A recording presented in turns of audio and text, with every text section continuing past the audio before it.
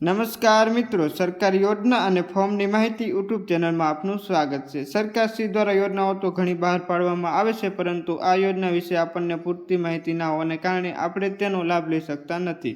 તો આજે આપણે એવી જ એક સરકારશ્રી દ્વારા બહાર પાડવામાં આવેલ નિરાધાર વૃદ્ધ સહાય પેન્શન યોજના વિશે વાત કરીશું। આ યોજના અંતર્ગત લાભાર્થીને દર મહિને ₹1250ની આર્થિક સહાય આપવામાં આવશે। તો આ યોજનાનો લાભ કોણ લઈ શકે છે, क्या डॉक्यूमेंटनी जरूर पड़े અને આ યોજનાનું ઓનલાઈન ફોર્મ અથવા તો ઓફલાઈન ફોર્મ કઈ રીતે ભરવું તેની સંપૂર્ણ માહિતી હું આ વિડીયોમાં આપવાનો છું। તો આ વિડીયો પૂરેપૂરો જોવા વિનંતી।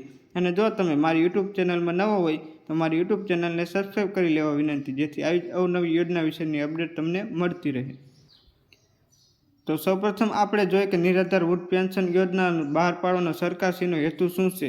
તો નિરાધાર વૃદ્ધ સહાય યોજના એ ગુજરાત સરકાર દ્વારા શરૂ કરેલી એક એવી મહત્વપૂર્ણ સામાજિક સુરક્ષા યોજના છે, જેનો હેતુ એવો છે કે વૃદ્ધ નાગરિકોને નાણાકીય સહાય પૂરી પાડવાનો છે, જેમની પાસે સ્થિર આવકનો કોઈ સ્ત્રોત નથી અને પરિવારનો આધાર પર ઉપલબ્ધ નથી। એટલે સરકારશ્રી દ્વારા નિરાધારને આ યોજના અંતર્ગત સહાય પૂરો પાડવાનો હેતુ છે।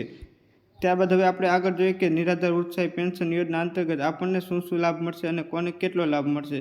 તો 60થી લઈ અને 79 વર્ષ સુધીના વૃદ્ધને આ લાભાર્થીઓને દર મહિને ₹1000ની પેન્શન સહાય આપવામાં આવશે। એટલે કે જે પણ વૃદ્ધો 60થી 79 વર્ષની વચ્ચેના ઉંમરના હશે તેમને દર મહિને ₹1000ની આર્થિક સહાય ચૂકવવામાં આવશે। અને જે વૃદ્ધની ઉંમર 80 વર્ષ કે તેથી વધુ ઉંમરના લાભાર્થીઓને દર મહિને ₹1250ની પેન્શન સહાય ચૂકવવામાં આવશે। એટલે કે 60થી 79 વર્ષ સુધીમાં તમને જો આ યોજના અંતર્ગત લાભ લેતા હોય તો 1000 આર્થિક સહાય ચૂકવવામાં આવશે અને 80 વર્ષ ઉપરના જે વૃદ્ધો હોય તેમને ₹1250ની આર્થિક સહાય ચૂકવવામાં આવશે। ત્યારબાદ હવે આપણે આગળ વાત કરીએ કે આ યોજના અંતર્ગત કોણ કોણ લાભ લઈ શકે છે અને શું પાત્રતા અને શું માપદંડ છે। તો આ યોજનાનો લાભની વાત કરીએ તો આ યોજનાનો લાભ મેળવવા માટે નીચેના માપદંડો લાગુ પડે છે।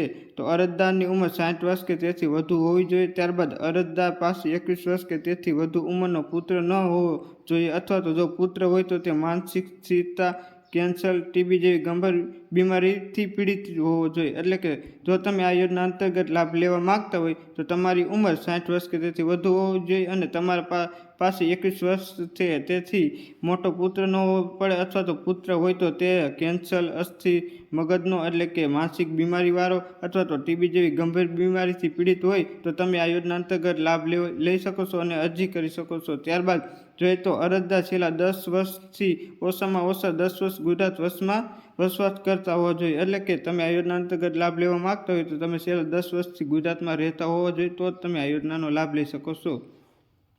ત્યારબાદ આ યોજનાનો લાભ લેવા માટે આપણે કે આવક મર્યાદા શું જોઈએ તેની વાત કરીએ તો ગ્રામ્ય વિસ્તારમાં વાર્ષિક આવક 1,20,000થી લઈ અને ઓછી હોવી જોઈએ અને શહેરી વિસ્તારમાં 1,50,000થી ઓછી હોવી જોઈએ। એટલે કે તમે નિરાધાર વૃદ્ધ સહાય પેન્શન યોજનાનો લાભ લેવા માગતા હોય તો ગ્રામ્ય વિસ્તારમાં રહેતા હોય તો તમારા પરિવારની આવક 1,20,000થી ઓછી હોવી જોઈએ અને શહેરી વિસ્તારમાં રહેતા હોય તો તમારી પરિવારની આવક 1,50,000 કરતાં ઓછી હોવી જોઈએ, તો જ તમે નિરાધાર વૃદ્ધ સહાય પેન્શન યોજનાનો લાભ લઈ શકશો। ત્યારબાદ આ યોજનાનો લાભ લેવા માટે કયા કયા ડોક્યુમેન્ટની જરૂર પડે તેની વાત કરીએ તો સૌપ્રથમ તો અરજી ફોર્મ અને પાસપોર્ટ સાઇઝનો ફોટો। આ અરજી ફોર્મ આપણે જોશું અને તેને ડાઉનલોડ કરવું હોય તો તેની લિંક હું મારી ટેલિગ્રામ ચેનલમાં આપી દઈશ, તો ત્યાં જઈને ડાઉનલોડ કરી લેવા વિનંતી। ત્યારબાદ જોઈએ તો તમારું આધાર કાર્ડ, રેશન કાર્ડ, રહેણાંકનો પુરાવો જેમાં તમારું લાઇટ બિલ, પાણી બિલ અથવા તો તમે જે પણ વેરો ભર્યો હોય તે વેરાની પહોંચ તમારે રહેણાંકના પુરાવા તરીકે જોડવાની રહેશે। ત્યારબાદ જોઈએ તો બેંકની પાસબુકની નકલ, આવકનું પ્રમાણપત્ર, પુત્ર ન હોય તેનું સોગંદનામું અને અન્ય દસ્તાવેજો જે પણ લાગુ પડતા હોય તે દસ્તાવેજો તમારે જોડવાના રહેશે। આ તમામ ડોક્યુમેન્ટ તમારે નિરાધાર વૃદ્ધ સહાય પેન્શન યોજનાનો લાભ લેવા માટે જરૂર પડશે। ત્યારબાદ હવે આપણે આગળ જોઈએ કે નિરાધાર વૃદ્ધ પેન્શન સહાય યોજના અંતર્ગત લાભ લેવા માટે આપણે ઓફલાઈન ફોર્મ કઈ રીતે ભરવું। તો ઓફલાઈન ફોર્મ આપણે ટેલિગ્રામ ચેનલમાં મૂકેલું છે, તો ત્યાં જઈ અને ડાઉનલોડ કરી લેવા વિનંતી। ત્યારબાદ તે ભરવા માટે સૌપ્રથમ તમારે અહીં પાસપોર્ટ સાઇઝનો ફોટો લગાવવાનો થશે। ત્યારબાદ આપણે નીચે જોઈએ કે કઈ કઈ ડિટેલ ભરવાની થશે, તો તે ફોટો લગાવ્યા બાદ તમારે અહીં તમારે જે પણ મામલતદાર કચેરી લાગતી હોય તેનો તાલુકો અને જિલ્લો લખવાનો રહેશે। ત્યારબાદ અહીં તમારું પૂરું નામ, ત્યારબાદ પિતાનું નામ અને અટક લખવાની રહેશે। ત્યારબાદ તમારે સ્ત્રી પુરુષ જે હોય તે લખવાનું રહેશે અને તમારો ધર્મ લખવાનો રહેશે। આ તમામ વિગત તમારે ભરવાની રહેશે। ત્યારબાદ આપણે આગળ જોઈએ કે 3 નંબર ઉપર તમારી જ્ઞાતિ લખવાની રહેશે. અનુસૂચિત જાતિ, અનુસૂચિત જનજાતિ, પછાત વર્ગમાં તમે જે પણ વર્ગમાં આવતા હોય તે અહીં લખવાની રહેશે. ત્યારબાદ તમારે 4 નંબર ઉપર ઉંમર, વર્ષ, જન્મ તારીખ અને ઓળખની નિશાની લખવાની રહેશે. ત્યારબાદ 5 નંબર ઉપર તમારું સરનામું લખવાનું રહેશે, તાલુકો, જિલ્લો, પિનકોડ નંબર અને 6 નંબર ઉપર તમે ગુજરાત રાજ્યમાં છેલ્લા કેટલા વર્ષથી વસવાટ કરો છો તેની વિગત લખવાની રહેશે.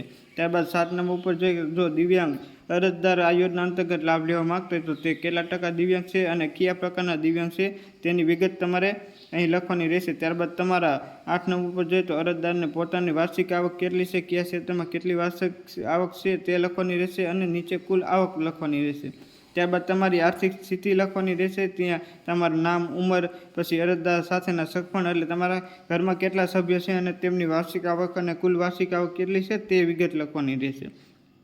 ત્યારબાદ તમારે અહીં નીચે 3 નંબરનું એક સોગંદનામું ભરવાનું થશે. તે સોગંદનામામાં અહીં તારીખ, સ્થળ અને અરજદારને સહી સિક્કો કરી લેવાનો છે. ત્યારબાદ નીચે આપણે જોઈએ તો તમારે સાક્ષીના 2 નામ અને પૂરા સરનામા લખવાના રહેશે. ત્યારબાદ સાક્ષીની સહી કરાવી અને નીચે તારીખ અને સ્થળ લખવાનું રહેશે.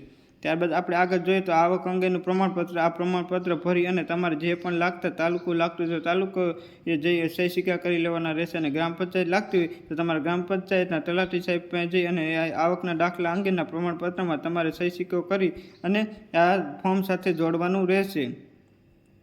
ત્યારબાદ અહીં જોઈ શકાય છે કે આ ફક્ત કચેરી માટે ઉપયોગ લેવામાં આવશે, એટલે આ ફોર્મ તમારે ભરવાનું નથી, આ કચેરી દ્વારા ભરી દેવામાં આવશે. અને આપણે આગળ જોયા હતા તે પુરાવા અહીં દર્શાવવામાં આવેલા છે, એટલે કે આ ડોક્યુમેન્ટ તમારે આ ફોર્મ સાથે જોડવાના રહેશે. અને આ તમામ ડોક્યુમેન્ટ અને આ ફોર્મ ભરી અને તમારા નજીકમાં આવેલ મામલતદાર કચેરીએ જઈ અને જમા કરાવી લેવાના છે. આવી રીતે તમે નિરાધાર ઉત્સાહી પેન્શન યોજના અંતર્ગત 1000થી લઈ અને 1200 સુધીની આર્થિક સહાય મેળવી શકો છો. તો હું આશા રાખું છું કે તમને મારો વિડીયો ગમ્યો હશે, અને જો તમને મારો વિડીયો ગમ્યો હોય તો મારી યુટ્યુબ ચેનલને સબસ્ક્રાઈબ કરી લો, જેથી આવી જ અવનવી અપડેટ મળતી રહે. અને આ વિડીયોને વધુને વધુ લોકો સુધી શેર કરો, જેથી વધુને વધુ લોકો આ યોજનાનો લાભ લઈ શકે. આભાર.